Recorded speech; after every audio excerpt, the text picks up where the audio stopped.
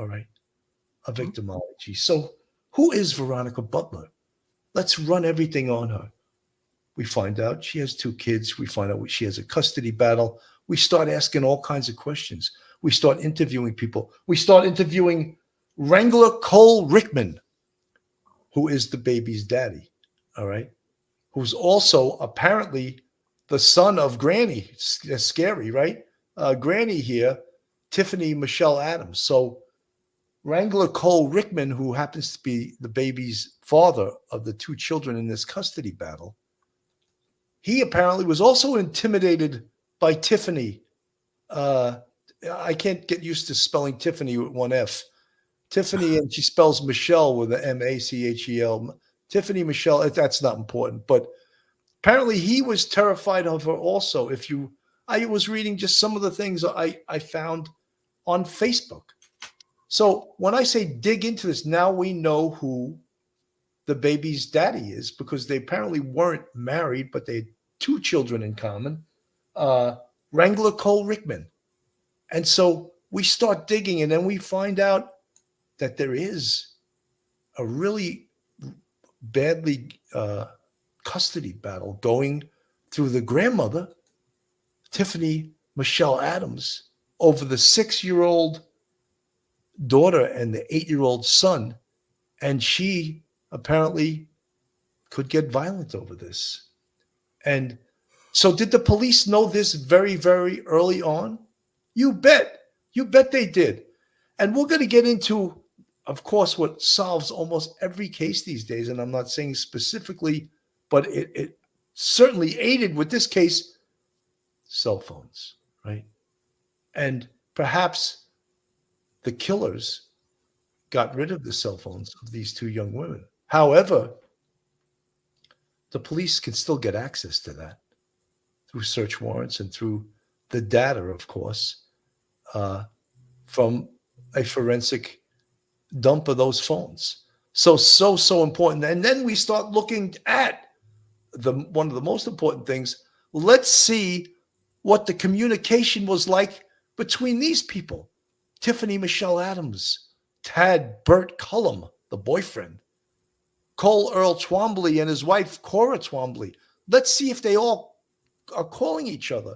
Let's see if they're all text messaging each other. Let's find out where they were on the day that these 2 victims, Jillian Kelly and Veronica Butler, went missing. Let's find out all of those things. And guess what? They did an amazing job, because 4 people have been arrested, which shows, and they're charged. This is a death penalty case, folks. This is a death penalty case. Kidnapping, first-degree murder, right? And the commission of another felony, right, which is the kidnapping. They killed 2 human beings. And we don't have the bodies yet, do we? And I'm not going to buy in or sell the rumors that they were dumped in a hog farm until we know specifically where they are. And guess what? Mike Geary said before, there's got to be a weak link in these 4 people. Let's look at these 4 people. And you know who he picked out as the weak link? Right here. Right there. Cora Twombly, the wife of Cole Earl Twombly. She, or he even, but Mike picked out, is going to be the one that folds like a cheap suit. And she's going to if she knows where those bodies are, she's going to fold and let the police know, because someone does not want to get the death penalty in this. They got 4 death penalties in this. Someone is going to sell to save their own life. They're going to sell what they know, and they're going to testify against the other 3. Who was the killer in this? If we had to guess, who's the shooter? And if you had to guess, and I don't know, I would say it's one of the 2 on the left. It's either Tiffany Michelle Adams or Tad Burt Cullum.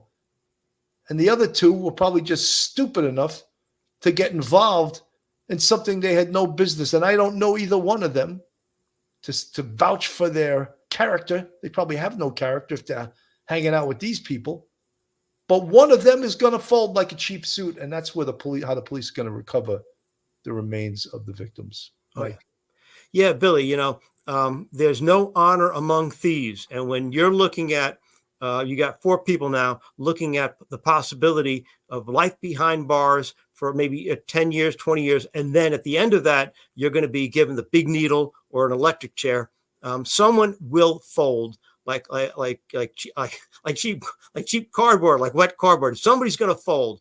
And my feeling is I would bet my next paycheck that it's Cora Twombly, because she is not emotionally involved in this case, and her boyfriend isn't emotionally involved in this case. The only 2 people who are really emotionally involved, my guess, is Tad Burt Cullum as the boyfriend of the grandmother, and Tiffany. And my feeling is Tiffany probably got the ball rolling. She got her boyfriend Tad involved, and then Tad is probably looking around because he's gonna need some help here. And so he contacted his friends from Facebook. I think that I think the mother started it. I think the shooter is my guess is going to be Tad. I'm putting my money on Tad, and I think I'll put my paycheck on Cora Twombly as the one who gives it all up.